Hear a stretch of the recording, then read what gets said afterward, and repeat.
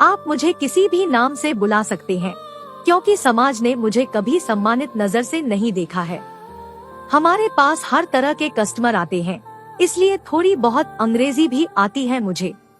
मैं मुंबई के करीब 15 किलोमीटर के दायरे में एक जिले में रहती हूँ। आप red light area near Mumbai शब्द डालकर सर्च करेंगे तो मेरा यह इलाका आसानी से मिल जाएगा। यहाँ पर करीब 800 महिलाएं इसी धंधे में लगी है। कुछ लोगों को लगता है कि यह आसानी से पैसा कमाने का सबसे अच्छा तरीका है। लोगों को लगता है कि हम इस पेशे में स्वेच्छा से आए हैं।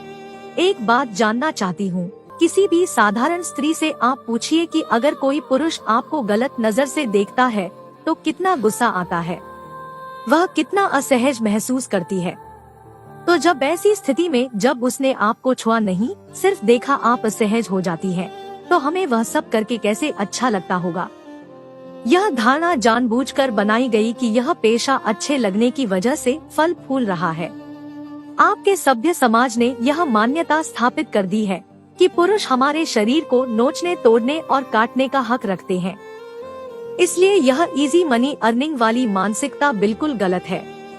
इस पेशे में आने वाली लड़कियां अधिकतर मजबूर होती हैं, अशिक्षित होती हैं, उनका परिवार बेहद गरीब और लाचार होता है, उनका कोई सहारा नहीं होता है। लेकिन कोई उनका ही नजदीकी दोस्त, रिश्तेदार या पड़ोसी वही उसकी मजबूरी का फायदा उठाता है और पैसों के लिए ऐसे नर्क में धकेल देता है।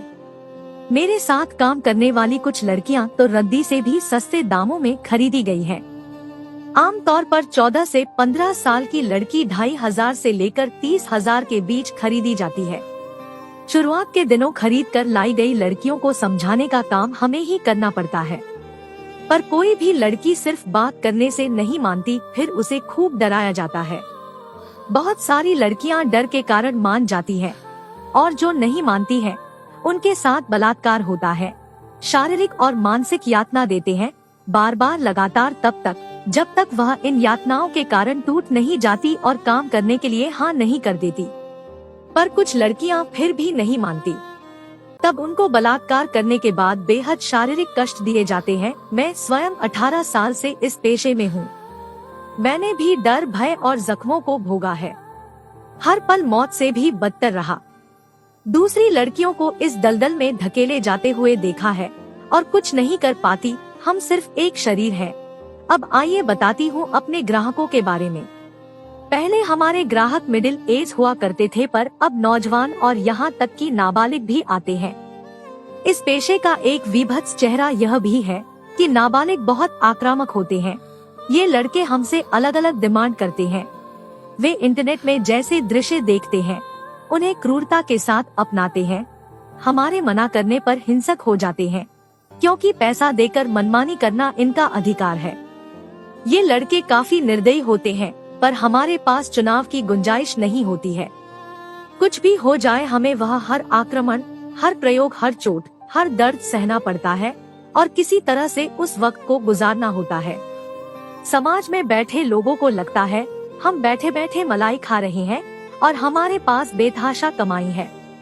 सच तो यह है कि हमारी वित्तीय हालत देश के बजट जितना ही मुश्किल है समझना। हमें जब खरीदा जाता है तो वह रकम हमें ब्याज समेत चुकानी पड़ती है, जिसे हम 4 से 8 साल तक चुका पाते हैं। क्या आपको पता है हमारी खरीदी और बिक्री में लगी हुई पूंजी की ब्याज दरें कितनी होती है? यह हमारा मालिक या दलाल तय करता है।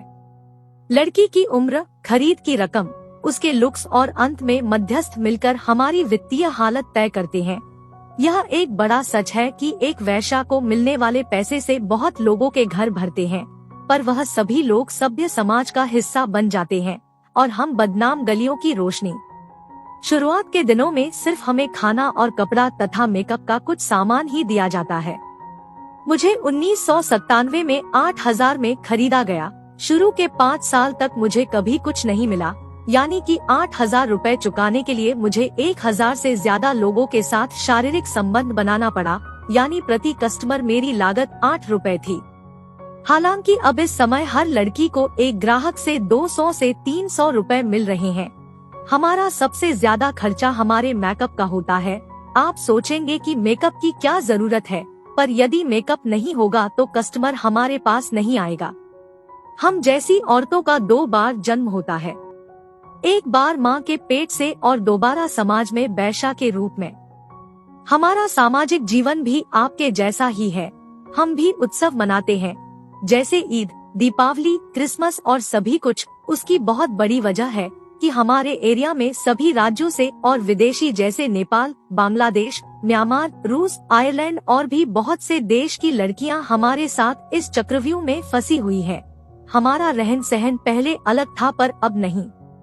हमारी भाषा अलग है, हमारे धर्म अलग है, हमारी जाति अलग है, पर 18 साल से एक साथ रहते रहते हम लोगों ने एक दूसरे को अपना लिया है। यह एक ऐसा जीवन है जिसको हमने स्वयं नहीं चुना, हमें जबरन इसमें धकेला गया। एक बार दिल पर हाथ रखकर बताइए, क्या आसान है एक वैश्या का जीवन?